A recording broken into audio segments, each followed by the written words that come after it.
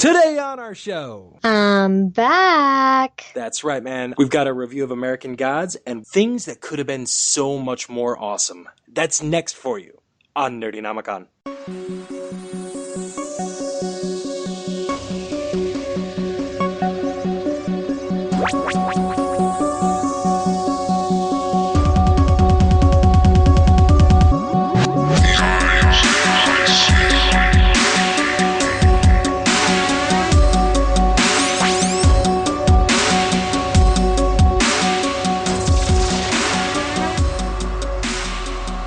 Welcome to the Nerdynomicon. I'm Robbie. I'm Holly Michelle. What happened to us this week, I sat down with Adrian on Monday night for this week, okay? And we had a really fun recording session. We talked some news. We had a bunch of reviews and everything.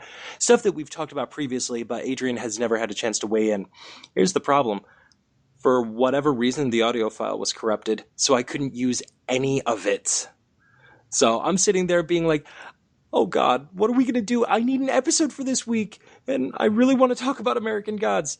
Holly, are you around?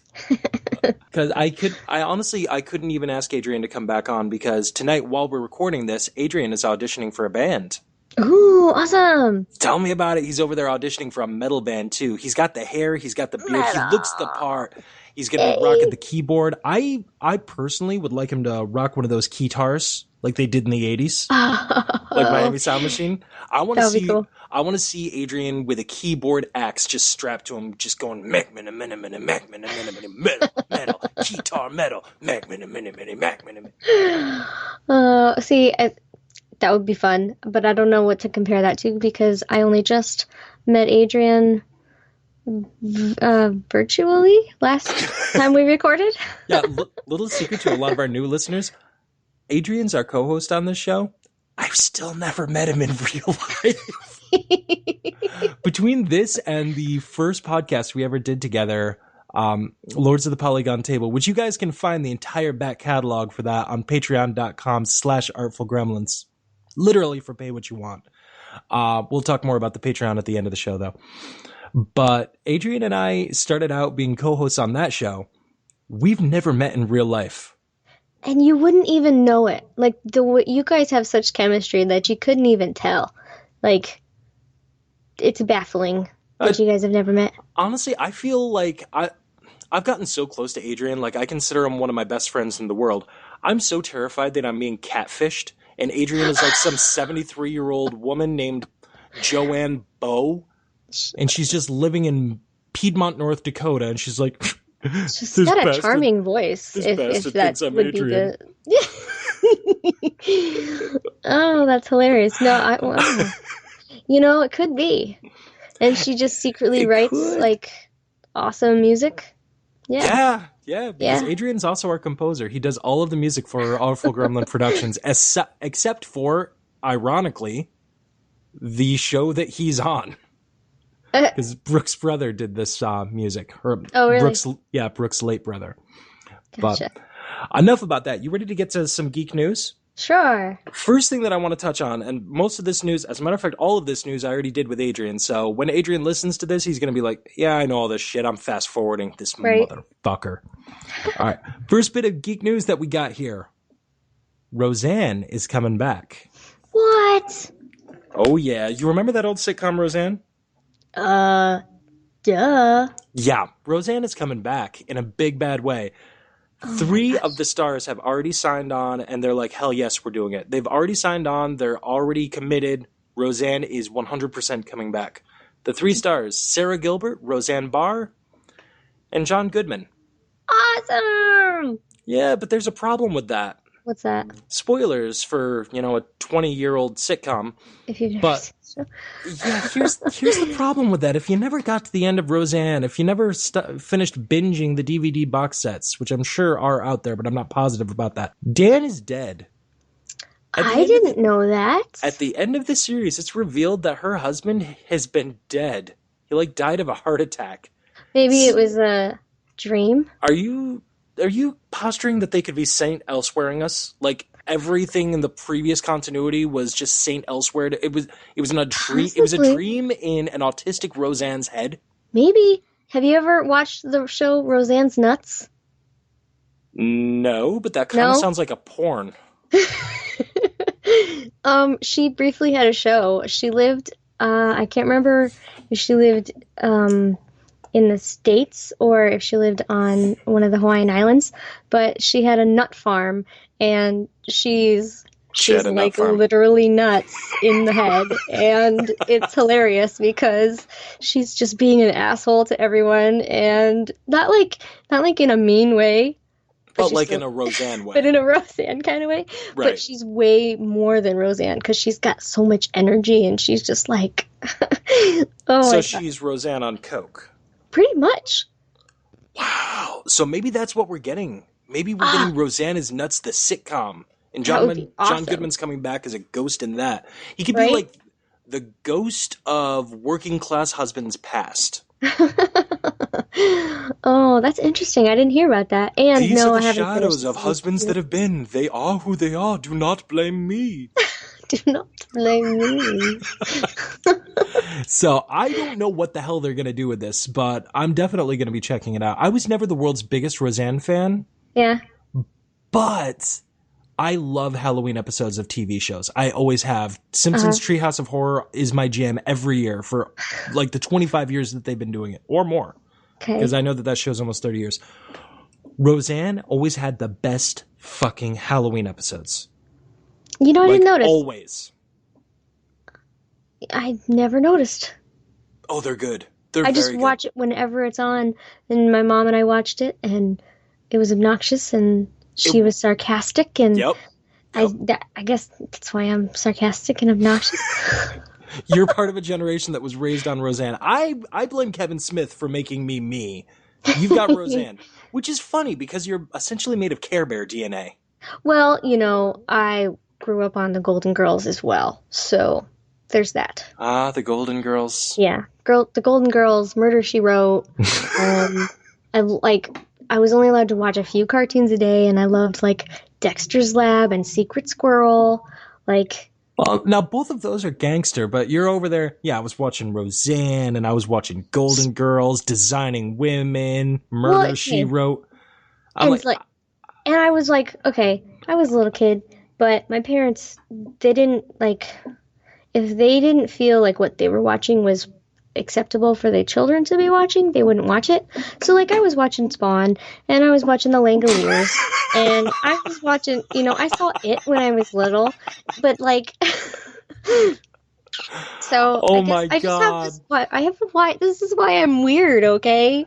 I have a very wide array of things that I like and things that influenced me. And from a very young age, too. I mean, we're talking I was watching Murder, She Wrote, then I was watching Spawn, Metal, bitch. Well, yeah. Minute, Hellspawn, Violators coming, minute. Then I was watching The Golden Girls, then I was watching some Designing Women. I am a sugar baker woman. This is my house. Fab and Doctor Who. Oh, you gotta love Ab Fab and Doctor Who. I love Ab Fab. I didn't see the movie that came out. Oh, it was good. I can't laugh at that too much because I used to watch that show on BBC Keeping Up Appearances. Mm-hmm.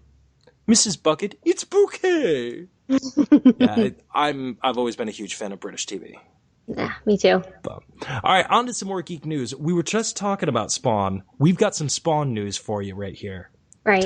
Todd McFarlane has just come out today, the day that we're recording this, and said that the script is done. The first draft was over 183 pages, and in screenplay terms for Hollywood films, it translates to about a minute a page, give or take. Depending on the action movie or the comedy and stuff like that, it averages out to about a minute a page. So 183 to 187 pages is what he stated. He's now got it down to about $1.30. That's doable by Hollywood standards. The script is out. The script is done. He's getting ready to start shopping it around to studios right now and see who's going to be biting. There are already actors fighting over this role. And I've got people in mind who I think would be good for Al Simmons. I could cast this movie. As a matter of fact, maybe we'll do an episode where we cast Spawn. Maybe we'll have to do that. And John Leguizamo, you are not coming back, bitch. Oh, but I liked him. Oh, not for the clown, not You for know, Violator. so No. so I'm 28 right now. I Mm, just realized probably 2 years ago that it was John Leguizamo. are you serious? I am dead serious, and I love him in that film, and I love the freaking Mario Bros. And I knew, like, I didn't even notice that they were the same. I think it's because the voice change. He changes his voice a little bit, and my memory is more like a hearing. Like, I hear voices and I remember the voices. I don't. I guess I'm not as good with faces as I thought I was. See, Holly, my friendship with you is literally the reason why I have no more spare blankets and packets of hot cocoa. Because every time you say a statement like, I love the Super Mario Brothers movie, I just feel the need to wrap you in a blanket and give you a cup of hot cocoa and say, it's going to be okay. I told We'll you. get you deprogrammed. I told you. I love movies that other people hate. It's a Yeah. curse. You need to host a show called Terrible Movies That I Love. That I love. Where you just write love letters to the world's worst fucking movies. I mean, did you like Sorry. that new version of Fantastic Four? Not really. I thought it was kind of boring. Okay, well, at least we're in agreements on something. I mean, Oh, listen to the disdain. I agree on something. Ugh. damn it, Holly. So glad you're not in the same room with me. Ugh. But Spawn's coming back, man. It hasn't been picked up by a studio, but that does not mean anything, okay? Fanboys have been clamoring, and girls, hashtag feminism. We've all been clamoring for years to get a reboot for this franchise. We don't want the version that Holly likes. That's not what we want. We want Spawn the way it was supposed to be. We want our Spawn pure. You know, I've always So wanted it's to coming, name a man. dog You can't Fez. stop it. Hollywood can't stop this. Hey, I'm not saying that the one film that they did is the ultimate film and that nothing can beat it. I'm not saying that it's The got animated series amazing can beat it. graphics. I'm sure, and I think I've watched a couple of episodes of it. And then life happened, but Yeah. Hashtag but the struggle. I'm not saying that it's the greatest film ever. I'm just saying that I enjoy watching that movie. Look at Holly getting all defensive. Well, you're making fun of the movies I like, mister. I No. swear to God, I can hear your head swiveling at me. No, make fun of anything. Like, I'm cool. I'm cool with you not liking it. I'm just saying I don't want you to think that I think that it's like on this pedestal. Oh, I just don't, enjoy it. I don't think that at all. We all Oh, have our that's good. guilty pleasures. I don't think that at all. But Spawn's coming, man. And guess what else is still coming? Sam and Twitch. We're getting the pilot made this summer. We're going to be finding out by October if AMC's going to be picking this up. So we've got two different Spawn intellectual properties that are in the works. One being made by Kevin Smith. One, we don't know who's directing it. Todd McFarlane wants to, but we don't know what's going to happen. So keep your eyes peeled for this, man. It's happening. This is happening, and it's all happening this summer. This isn't even a long way down the future in an alternate reality. There's no string theory here, man. This is the world we're living in right now. So keep your eyes peeled, or just keep tuning into the Nerdynomicon, because we're going to be covering this shit. We don't break the news, we just react to it. We Right. talk about the shit we love. The last couple of things I want to touch on are right up your alley. We got some Disney news here. Ooh. One has got me mildly happy here, and that Okay. is 2020 is the release year for the live-action version of The Lion King, Yes. being directed by Jon Favreau. Yes. This man brought the Jungle Book to life in the live-action version, which I personally loved. I thought it was absolutely fantastic. I was on the fence. I'm no longer on the fence. You know, Jon Favreau should have had me completely sold with Iron Man, which in my opinion was a damn near perfect movie. But apparently I'm so much of a cynical fucker, I needed more proof. Right. Well, he gave it to me with the Jungle Book, so I'm in for The Lion King. I'm in. You can't stop me on that. I'm All right, I'm riding I'm the train. excited. I like him as an actor too, and I know that he's directed a couple of films, but Yeah, like Swingers and shit like that. Yeah, for sure. right. And I read an article a couple of weeks ago, and it was about his approach to the film and what he expects to be able to bring to the table. And I don't know, it's just really, really cool to see what he's going to do because, yeah, the Jungle Book was great. And, you know, this is kind of off topic, I guess, but what's your like most memorable scene from The Jungle Book? My most memorable scene from The Jungle Book has got to be King Louie. That giant chimpanzee, I thought was so well done. I thought that whole scene was so well made, well crafted. I loved it. Okay, so I was worried that my favorite scene from The Jungle Book, the cartoon, wasn't going to be in the film. And it was, and it's such a stupid thing to have be my favorite scene, but you're going to understand as soon as I say it. It's when the camera like pans up and you can see the moon glinting off the river and the trees around it. Oh, I get that, because you have this affinity for the moon. Yeah, and it was in the live action one, and I was so excited. I was just sitting there, you had me sold with that small bit of cinematography. Well done, Favreau. He did. Absolutely did. Some casting for The Lion King here. We got Seth Rogen as Pumbaa. Mm-hmm. We have got James Earl Jones reprising his role as Mufasa. Oh, I didn't know he was actually coming back. Oh, he's coming back. And Simba being played by Donald Glover. Donald Glover. Who's Donald Glover? Donald Glover? Just paint me a picture, okay? Donald Glover. I just don't recognize his name. He's Troy from Community.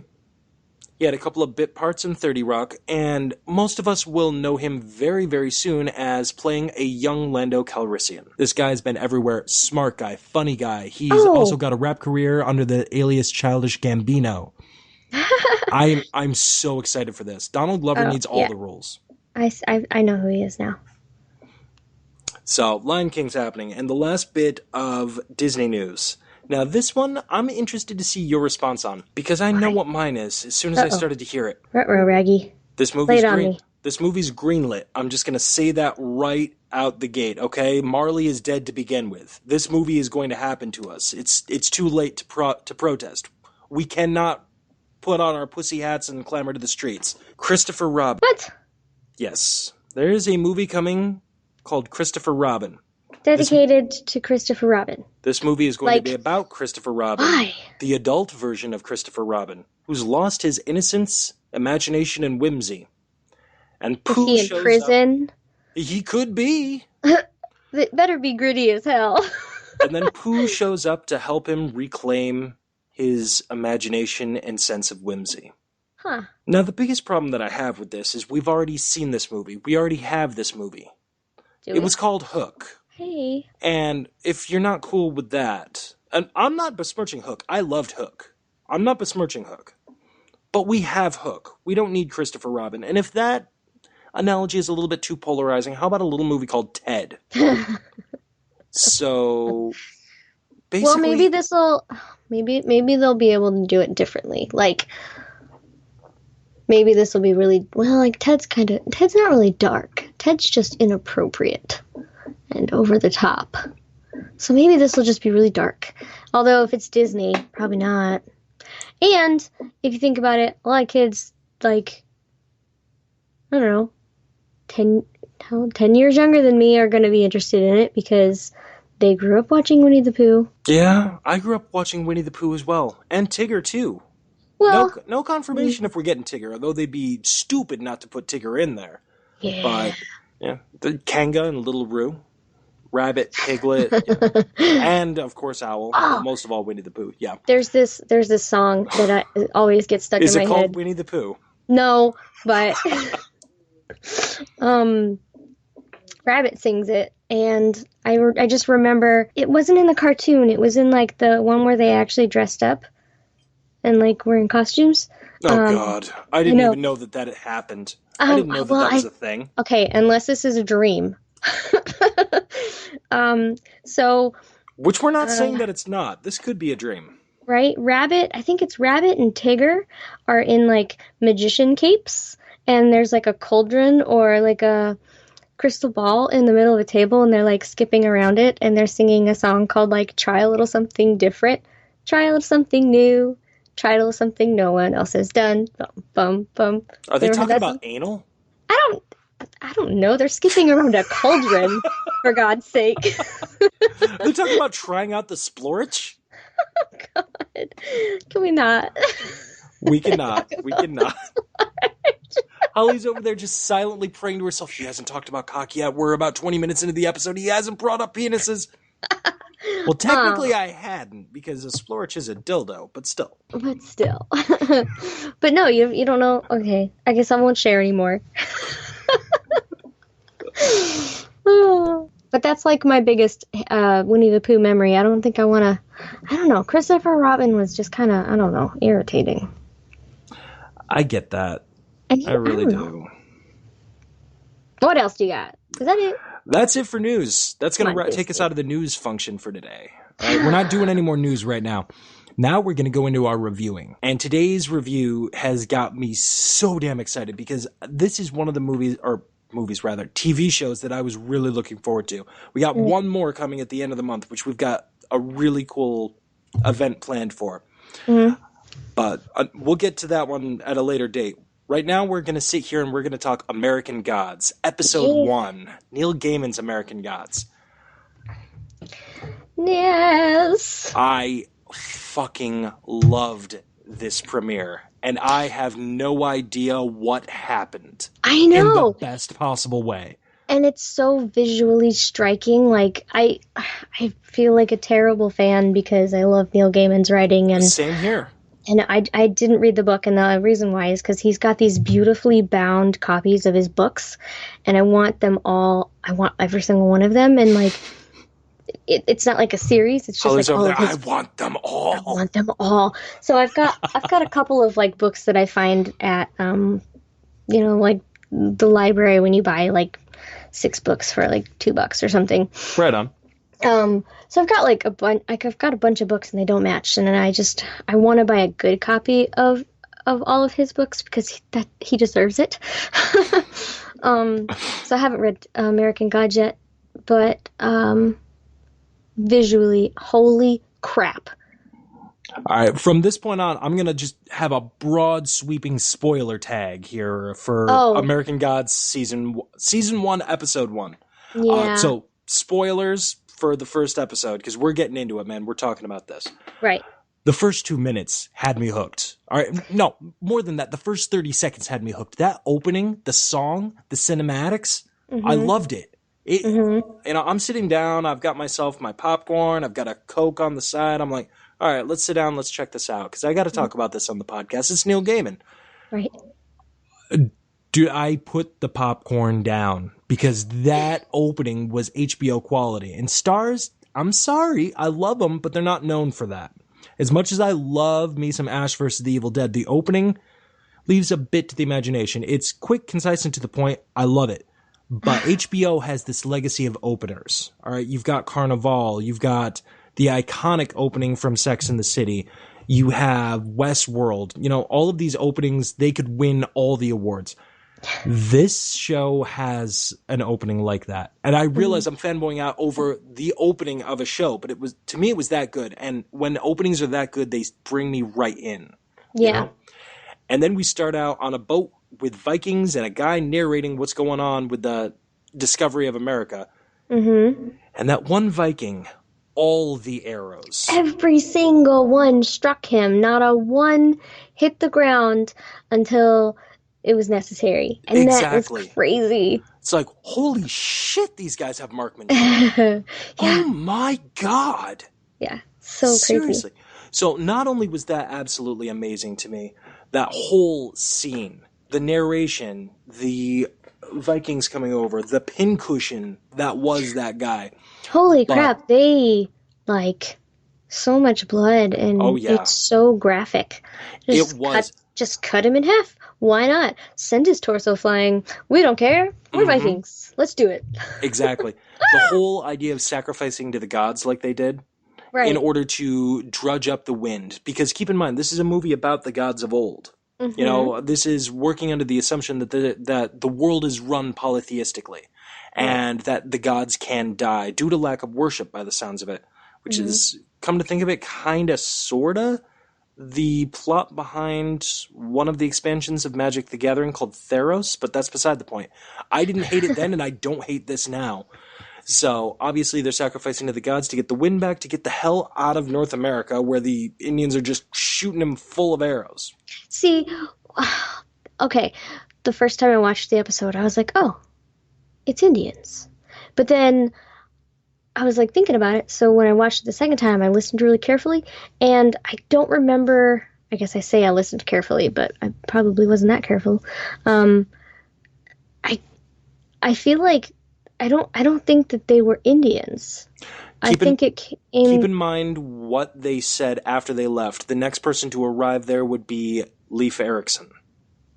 Right. Leif the Red, son of Eric. Leif Erikson was technically the first technical colonizer of the Americas before Christopher Columbus. So if the next person to get there was Leif Erikson, it was the continent of North America. Right. But it could have been Canada. I just felt like the way that they worded it, it was like the way that the narrator worded it. No, it was just like it almost seemed like he was saying that an entity or a god kept them from pushing forward, pushing past the beach. And not Indians. It just sounded like... Oh, I see what you're talking about. Do you know what I'm saying? The debate is not whether or not it's the location. The debate is what exactly was the force pushing them back. That's... Right. You know what? Well played. That's what I think. Well played. Yeah. Well played indeed. But I could be wrong. Fuck, Holly. I like that a lot. Yeah, I just think he had said something like it wasn't... Because I was like, oh, we don't ever see any Indians. We don't see them meet anybody. Mm-hmm. And then when I watched it again, I felt like that they had said something like they were pushed away because they were not pushed away, turned away or driven away because it wasn't their time or something.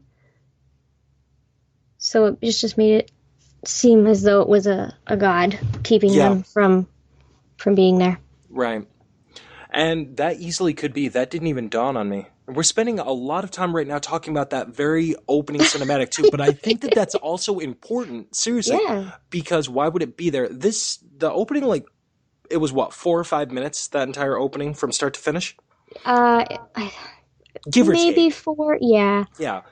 It has nothing to do with the rest of the episode whatsoever, but I really think it's very important. Gotta be some real important... Exactly.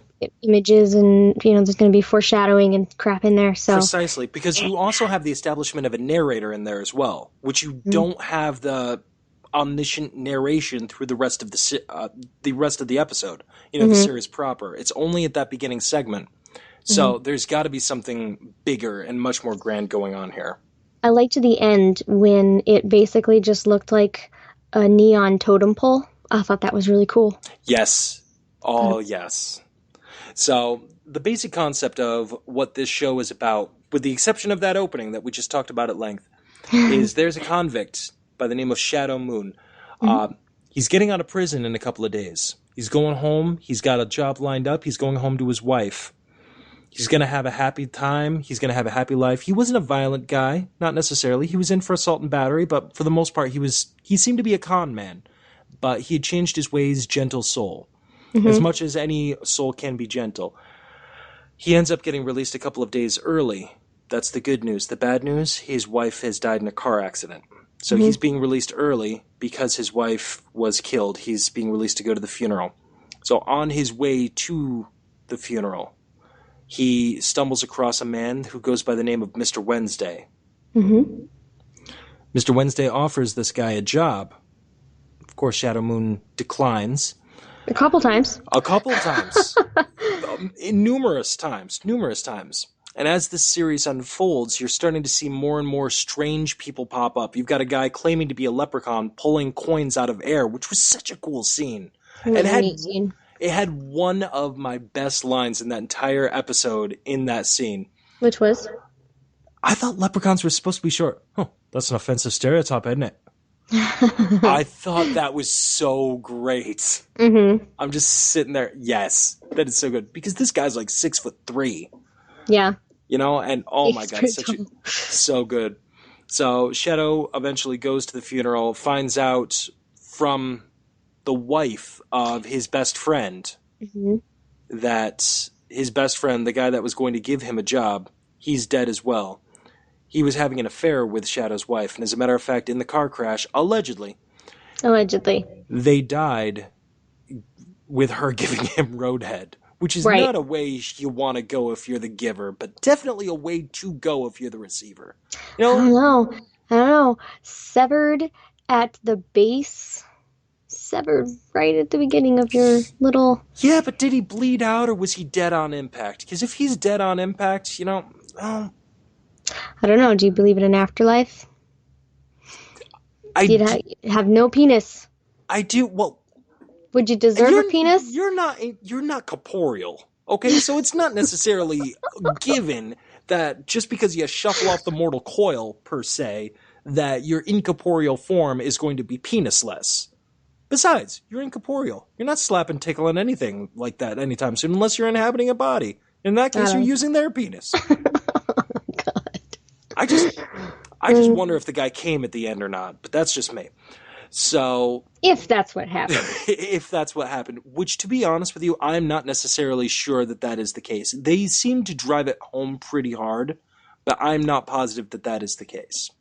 I was talking to my husband about this, and not about Roadhead. I was talking to him... I was talking to him about... So, in the beginning... Well, not the beginning of the episode, but when you first... see Shadow Moon, he is incarcerated, and he calls Laura, his wife, and he's telling her that he's got this feeling that something's not right, and there's a storm coming, it's going to snow, and he just can't figure it out. Yeah, that was a direct quote. And Laura is very dismissive, like dwelling on it's not going to make it snow, Shadow, and the first time through I was thinking, man, she was really dismissive. Like, was it because she was having an affair? Maybe. But could it be because, one of the things she said was about him worrying. Does he have anxiety? Was she a really good partner for him? Like, did they balance each other out? Is there real trust there? You don't know if she was leading him to, like, serenity over the phone by assuring him that everything was cool and everything was fine, or if she was blowing him off. And, like, I don't know. I don't know if she really went out the way that they are saying she did. I agree. I completely agree with that. I mean, we're going to end up finding out by the end of this season, I think. Maybe even definitively by the next episode. And for all we know, that is what happened. But I'm not comfortable saying that right now because something doesn't seem to be lining up. It kind of seems like Mr. Wednesday has this malevolent presence, and maybe he set something in motion just to get Shadow to work for him. I said the exact same thing to Michael. Shadow just happens to... He seems to have some sort of presence that seems to be attracting the gods, because directly after this funeral for his wife, after he's already accepted the job for Wednesday, he gets cornered by... I don't believe he was given a name. On the Starz webpage, I think they call him Technology Boy. But I've also seen on Facebook he's like the technology god. That's kind of what I got, is that he was like the god of tech or something like that. And essentially he enlisted the help of Tron to kidnap Shadow and put him into a limousine. Well, he's over there, I will delete you from existence. Yeah, basically. For any listeners who have not watched the show yet and are still kind of like, I don't know, maybe I'm listening because I don't know if I want to watch the show. Basically, the show is going to be centered around the old gods, and like Robbie has said, they will dwindle and die off if they're not, worshipped and represented. But now we've got new gods, and these gods are the gods that have been created by our day and age, where we worship technology and you know, that's where, social media, everybody's on social media, and, this god of technology obviously isn't an ancient. So Right. there's going to be a lot of what's happening, and obviously the new gods want to snuff out the old gods, and that's probably why he sought out Shadow Moon. Just saying. That's a very good point, and I was kind of thinking something along those lines as well. Like maybe Shadow Moon is maybe a vessel for a god that has not yet taken form, or maybe Shadow Moon himself is a god that doesn't even realize it. Like we don't even know how the nature of these gods work. Like, Well, for instance, like are they kind of like the angels and the demons in Supernatural, where they are in fact a presence, but they need to inhabit a human host to take on right. physical form? Is this what Mr. Wednesday looks like? That's I mean, interesting. again, it's only a theory. I'm going completely off of speculation. I've read the 2 issues of the comic that have come out because, they're there. And in a situation like this, I like my cookies. You know what I mean? I can imbibe my comics in small little bites and then go on and publish an episode to give you guys our free funny on Mondays with Couldn't Be Models, and bring the show to you guys every Friday. Not to mention working on the other fictional shows that we talked about last week. I don't have a lot of time to read, unfortunately, and lots of the TV watching that I do is on in the background while I'm working on other things. I think that's why comic books call to me so much, is because I can get through them a lot quicker than I can a novel. That's true. Once I get sucked in, I am in. Like, I am in a big bad way. That's why Joe Hill is my favorite writer, but he's very dangerous, and I avoid him if I can sometimes, because I don't want to even look at my bookshelf and see Nosferatu sitting there, because I'm going to read it for the 5th time. Right. I love that book. So maybe my point is maybe all of this stuff is explained in the novelization, or isn't this a series as well? Or is this just a standalone novel? No, I think, I know that, I don't know if it's pronounced Anise Boys or Anise Boys, has a similar looking cover, but I don't believe it's in the same series. Okay. Yeah. But Mr. Wednesday, when Shadow Moon is asking him what the job is and basically what it entails, he states that if ever something happened to Mr. Wednesday, what does he say? You will pick up my mantle? He said something to that effect, yes. Yeah. So maybe there's a lot to Shadow Moon that Mr. Wednesday is trying to either, he could be yin and yang. He could be balancing the old and the new and the good and the evil. And he could be carrying, that's just a really random thing that I'm saying, but because I have nothing to go on about it. But the only reason I think that is because I pay attention to what Neil Gaiman says about the series, and he says that Shadow Moon is going to have to choose between 2 sides, and he's going to have to choose the right path, and which path will he choose. And so either Mr. Wednesday is an influencing character or role, or he is a mentor. I think that there is something to Mr. Wednesday as well, because of the leprechaun. Mad Sweeney is his name. Mad Sweeney. Okay, fair enough. So keep in mind what Mad Sweeney said. Do you even know who he is? Do you know who this man is? I have a feeling that Mad Sweeney knows who Mr. Wednesday is. And I'm pretty sure it doesn't have anything to do with calendars. Right, but I think I think he was there on purpose, because he says that, and then Mr. Wednesday comes back with drinks and he goes, "Oh, fancy meeting you here, Mad Sweeney. Here's your SoCo," and it's like he brought it over. He knew he was going to be there. Shadow Moon didn't pick up on that, but I picked up on that. So much mystery, so much intrigue for this show. I'm in a big bad way. I don't know about you. Right, and I'm so excited. Oh, sorry, I hit my stand. I'm so excited that Emily Browning is in this. Oh, absolutely. Love her. But you know what? The people that have watched this, they've been waiting for us to talk about this. We would not be doing this review justice if we didn't talk about the scene with Bellaquis. Oh, gosh. We have to talk about the goddess of love. Why is she called the goddess of love? Because that doesn't seem very loving. Oh, it seemed incredibly loving to me. Are you kidding me? Oh, she cared so much for that She soul. did. This is one thing that I do know. A difference from the novelization and the show is that I said that kind of weird just because I'm reading my notes right now. One difference between the novelization and the show is I know in the novel, Bellaquist is supposed to be a prostitute. In the show, it just seems like she is just a random, lonely-looking woman. And she's doing an online dating thing. And goes out on a date, brings her back, and succubus is definitely accurate because she sucked him right in. Yeah, as they end up having sex, it brings new meaning to the song Man-Eater. And I'm not talking about, whoa, whoa, here she comes.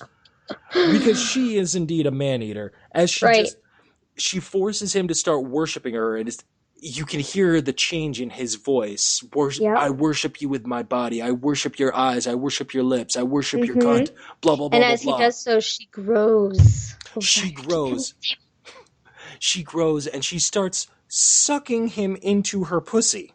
Yeah, it's crazy. She swallows him inside her body, which at least now we know the answer to the age-old question, does the goddess of love spit or swallow? Obviously, she swallows. She swallows everything. Yeah.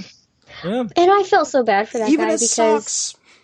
Even his socks. I didn't notice that he still had his socks on. I was averting my eyes. I wasn't looking. I wasn't looking at his socks. I'm assuming that they were on. He seemed like the type of guy that kept his socks on during sex. Well, he was very vulnerable. He was in a very vulnerable place. He hadn't been dating in 3 years or something. The thing is, the guy actually seemed like a legitimate sweetheart because as she's beginning to seduce him, this could be called nothing other than a seduction. Right. He was even trying to say, "Are you sure we don't have to do this? It's our first date, blah, blah, blah, blah, blah. I want to see you again." He seemed like an actual sweetheart. Mm-hmm. And the thing is, maybe it was the way that the actress read the line, too. She seemed to appreciate that as well, which I think only drove the point further home that she wanted him as, I'm going to refer to this guy as an offering to herself, because didn't she look more rejuvenated after her pussy gobbled them all up? I don't know. I was still like, what the F just happened? Right? So I guess I didn't pay enough attention. And the second time we watched it, I think I let my dog out during that scene. I don't know. So Michael's like, "Hey, Ollie, it's your favorite scene." I was like, I gotta go. Yeah, Michael's probably sitting over there. I wonder what Robbie thought of this scene. Now you know. He averted his eyes too. I don't know what he was doing. Bullshit. Probably playing Clash of Clans. No, he the first time we watched it, he got up and let Storm out. Well, to be fair, that is kind of every man's worst fear. Or hottest fantasy. I don't know. Some people are weird. Quicksand porn's a thing. I got nothing. So, but at the same time, it would not be a true review of the first episode of American Gods if we didn't talk about this scene. Touch on that, yeah. Exactly. Gotta talk about good old Bellaquist. Where she's gonna fall into the story, just like the narrator, we don't know yet. I haven't read the book, but I'm loving what I'm seeing. I am picking up what Gaiman is putting down. Yeah, I think this first episode was just meant to captivate and pull us in. It achieved. Achievement unlocked, Neil Gaiman. Right? I'm really excited to find out, and just because I absolutely love Kristen Chenoweth, she is playing one of the gods in the show. She's playing the god of spring.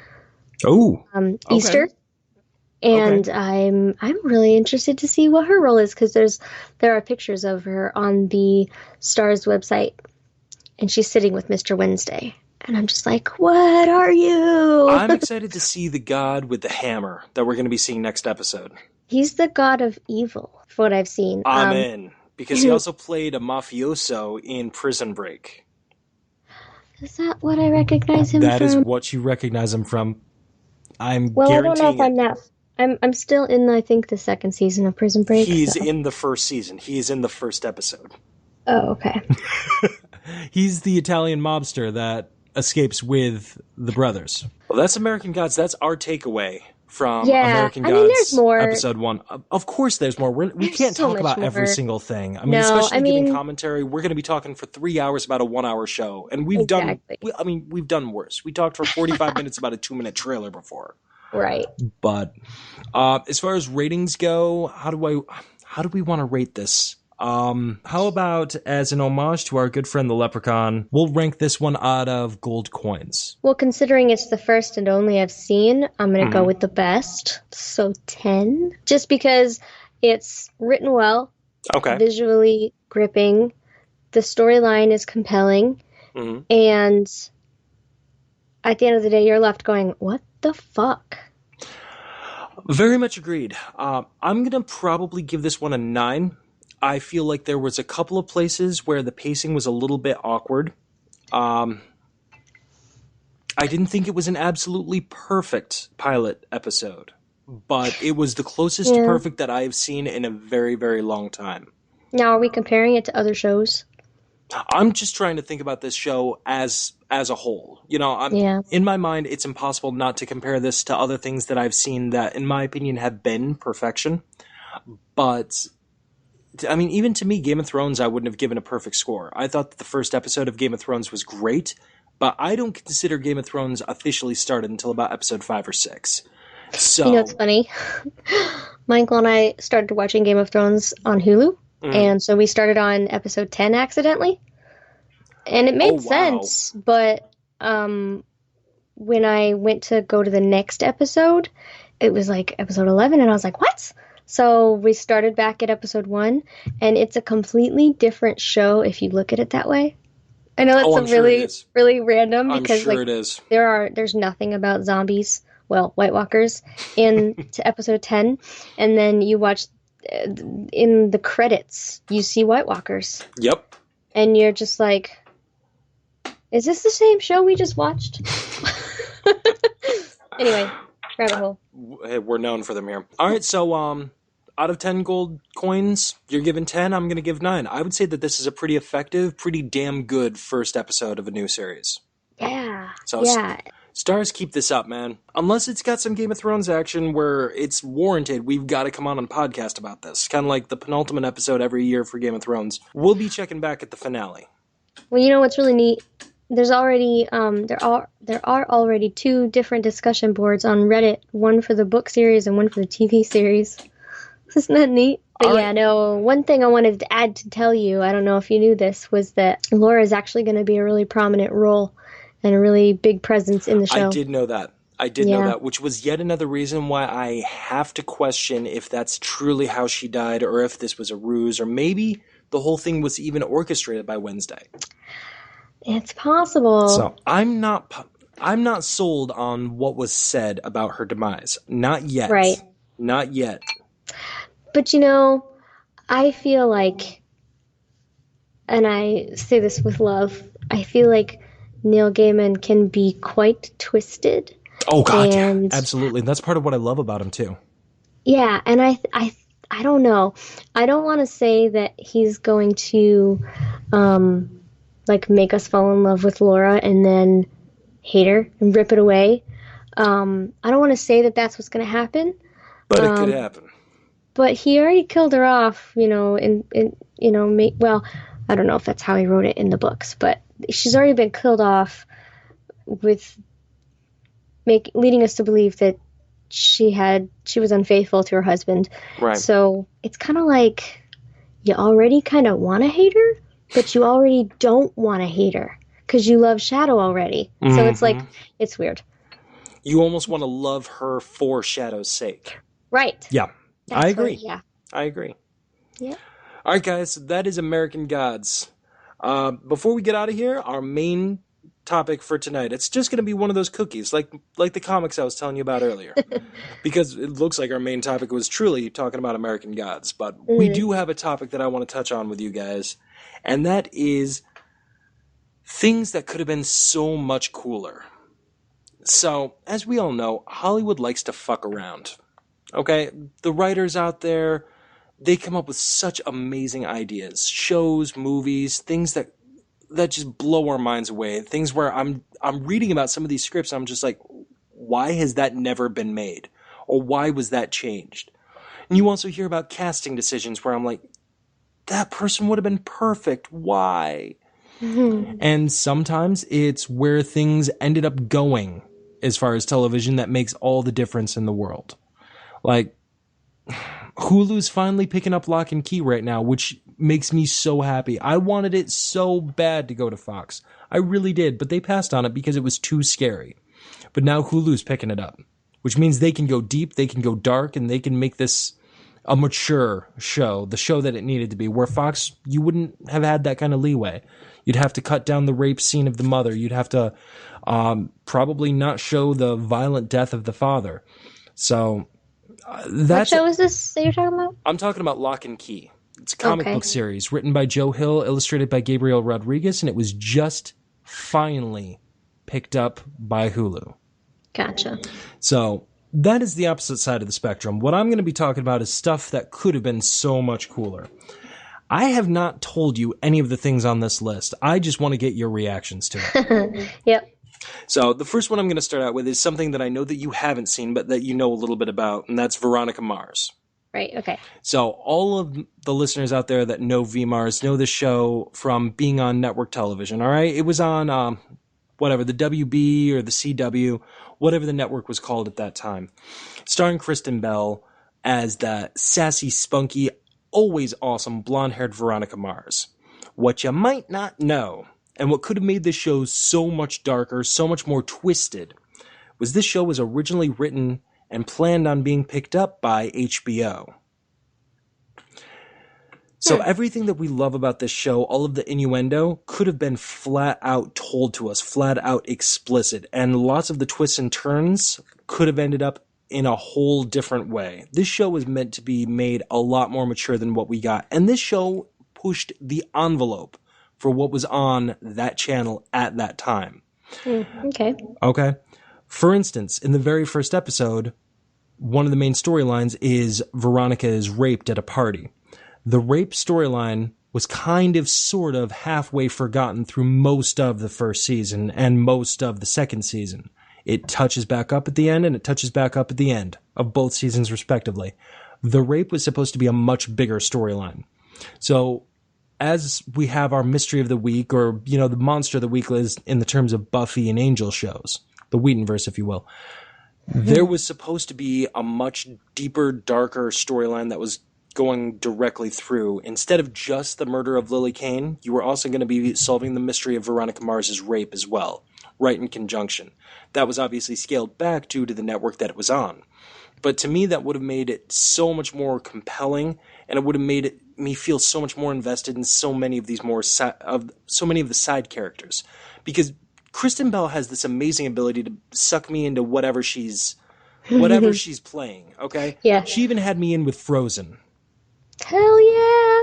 So Kristen Bell just has that ability.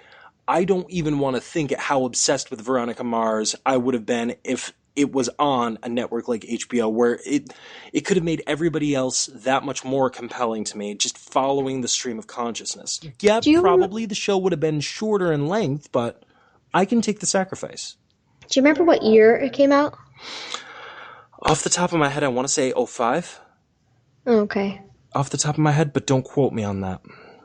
I'm pretty sure it was before she was in season 2 of Heroes. So I think it was 2005, but do not quote me on that. It was old enough so that in the first season, her dad actually makes a reference to the pinhole right there is a camera while talking about a laptop. So it's old. I'm just trying to figure out why I had never heard of... I didn't hear about Veronica Mars until about... I want to say 2014, 2015. I have no idea why you haven't heard of Veronica Mars before then. I know. Have no idea, because this show is incredible. I know, and that's what I hear. It is such a good show. And in 2014, I was at a volunteer thing, and I was talking to somebody about Doctor Who, and they were like, oh, well, have you ever watched Veronica Mars? And I was like, I've never heard of Veronica Mars. And they're like, oh, you got to watch Veronica Mars. And then I was like, okay, well, that's nice, but I've never heard of it. It's never on TV. Well, tell you what, when you're done wrapping up with Twin Peaks, which Holly's been binging on right now for our Twin Peaks Jamboree that we're having at the end of May. You can definitely borrow Veronica Mars because we've got all 3 seasons over here. Bangarang. Bangarang indeed. Forward to it. Just wrapping up with the rape storyline. Logan raped her in that version. As a matter of fact, the story came out when the guy that plays Logan Eccles came in to read for his audition. He originally came in to read for Duncan, but he was told, no, we don't really like you for that part. Read it for Logan, and they kind of gave him a little bit of background. So he performed the scene from episode 1 where he smashes up Veronica's car. And when he was done, they asked him a bunch of questions like, how did you play this? What was in your mind? And his response was, after you told me what you told me, I just played it like I was the one that raped her. That hired him on the spot. Wow. Found out later, if it was to be picked up that way, Logan was the one that raped Veronica. Obviously, for those of us who have watched it, and to be honest with you, it's not that big of a spoiler. It's a central part to about 10 minutes of one episode. Logan was not the rapist. I'm not going to divulge who the rapist was because that kind of ruins a lot of the show. But Gotcha. And again, it was supposed to be bigger, but that was not the case. Yeah, whatever. And also in keeping with HBO formats, Veronica Mars was supposed to be a Cain. As far as the question of paternity with her biological father, it wasn't her father. She actually was a Cain. She was Duncan, her ex-boyfriend's sister. Why does HBO have this thing about incest? Seriously, dude, the Lannisters, fucking Jimmy and his mom and Boardwalk Empire, which makes no sense. Iris and Justin and Carnival, even though I love the show, come on, man. Dude, whole wide world out there. Whole wide world. Why you gotta bang your sister, mate? Seriously. Well, people like shock factor, I guess. Not that much shock. Not that much shock. The only one that really made sense to me was in Game of Thrones. I would have gotten it with Veronica Mars, and it would have been a huge twist, but that's one that would have left me feeling icky. Well, when it happens on all of your favorite shows, it kind of gets boring. It does. It does. I mean, if you want the shock value, come up with something else. Right. But, like, I don't know. It's been done already. We've had enough brother-sister. Right. Or mother-child. Yeah. I get that creepy vibe when I haven't watched The Bates Motel, but I get that creepy vibe from that show. Oh, it's there. Oh, is it? Okay. Oh, it's definitely there. Because that's why I haven't watched it, because I'm like, I don't need that in my life. Oh, I'm good. The innuendo is there. I'm not saying that he's banging his mom. I'm just saying that the innuendo is there. There's definitely some Oedipal shit going on there. But that kind of takes us out of Veronica Mars. I've got 2 other bits to talk about right here, and I'm telling you right now, this could be an ongoing subject. We can come back to this so many times. As a matter of fact, I want to come back to this probably sometime soon because I've got a huge list here. Mm-hmm. But in keeping with Kristen Bell, let me ask you this, Holly. What? How would you have felt about Suicide Squad? You know, that really bad movie from last year? How would you have felt if Margot Robbie did not play Harley Quinn? So, listen. If Kristen Bell played Harley Quinn, I would have watched that movie. If Kristen Bell played Harley Quinn, I would have never not been watching that movie. And I'm not saying anything bad about Margot Robbie. I don't really know anything about her. I'm not saying anything bad about her. I think she was probably the best part of that movie. Yeah? Yeah. But she's not Kristen Bell. Kristen Bell is Kristen Bell. Yeah.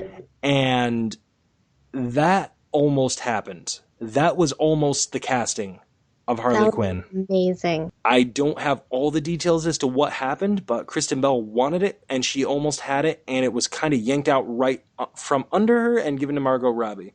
But you know, joke's on them because now we have The Good Place coming back this fall. I love The Good Place. So good. Such a good show. I love The Good Place. I just love her. She's great. And you know what? We may not have had that show if she became Harley, so. Well, that's true. Maybe. But, like, she's married to one of the funniest, like, genuine people ever. Yep. And I think they're HG. Do they do the HG? Are they HG commercials?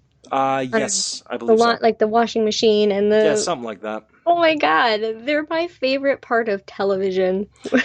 You know, her husband Dax actually makes an appearance in the Veronica Mars movie. Does he? Oh, yeah. And she's just horribly insulting to him. He's also in What Happens in Rome with her. Yeah? Yeah, I think... They're just a happy couple. That's all I can pull right now.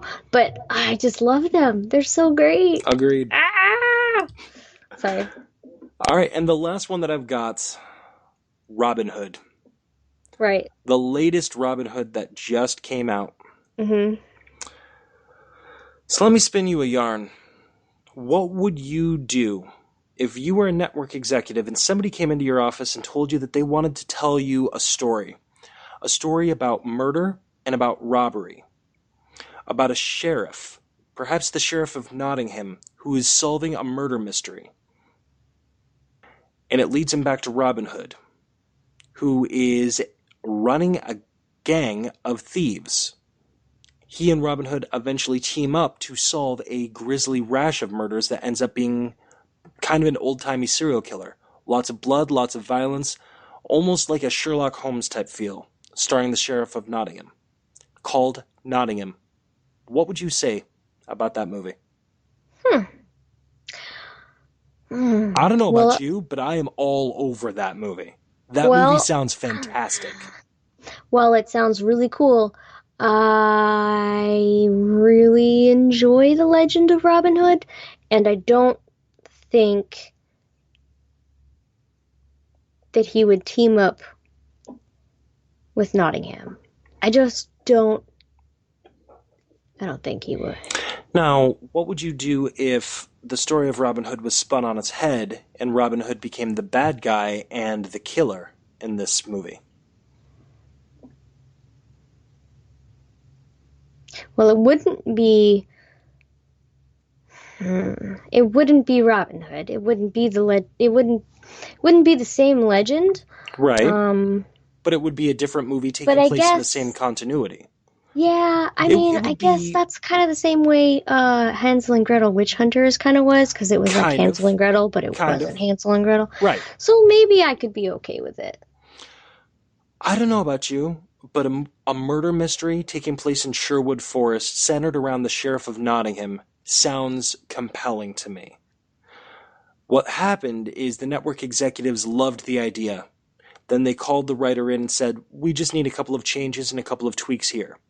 Okay. Then they hired a couple of ghostwriters to come in and change parts of the script. The movie was optioned, called Sherwood. Okay. Pushed through in development. Rewrites being made. About 40 rewrites were made, and what we ended up with is the latest version of Robin Hood. Oh, well... That movie existed. That movie was rewritten to become Robin Hood. Again. Another retelling of it. Don't get me wrong, I do like Robin Hood. My favorite two Robin Hoods is the Fox and the Disney version, and the one in Once Upon a Time. I do like Robin Hood. Oh, I love Robin from Once. I've seen enough Robin Hood.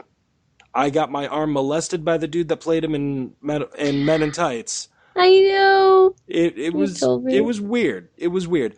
I do like Robin Hood. I've had enough Robin Hood for a little while. Retire the story. That and King Arthur, retire it for a good 10 years. You know, I was surprised that King Arthur was coming out, and I'm like, what? Why? Why now? Like, why? Like, it looks good. It looks like I'm gonna watch it, but why? It looks fine. It looks like an enjoyable movie, but it also looks like a different take on King Arthur. Whereas the latest Robin Hood was just another Robin Hood. See, that's probably why I didn't watch it, because I was just like, I'm bored already watching the trailer. Yeah, exactly. And I didn't watch it. So, whether or not Sherwood would have been your particular cup of tea, your particular brand of vodka even, there's no denying that could have been absolutely awesome, or at least just something different. You know? Instead of just more of the same, more of the old. Right. Why would you option something that's completely brand new and rewrite it into something that has literally been made dozens and dozens of times? Yeah. That's a good point. So that is going to take us out of our main topic, things that could have been awesome.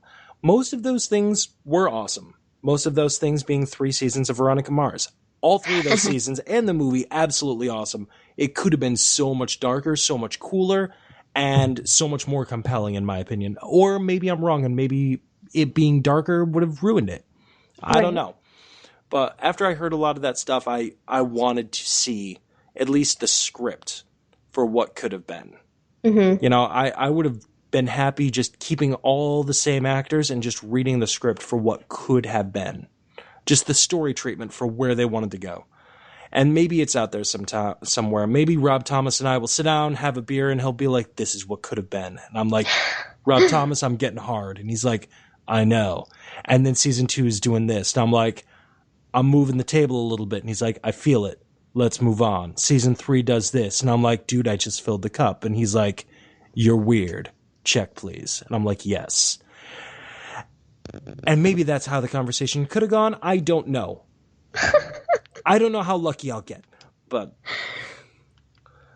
I'm happy. I don't even know how to respond to that, Robbie. I'm fine with what we've got with Veronica Mars.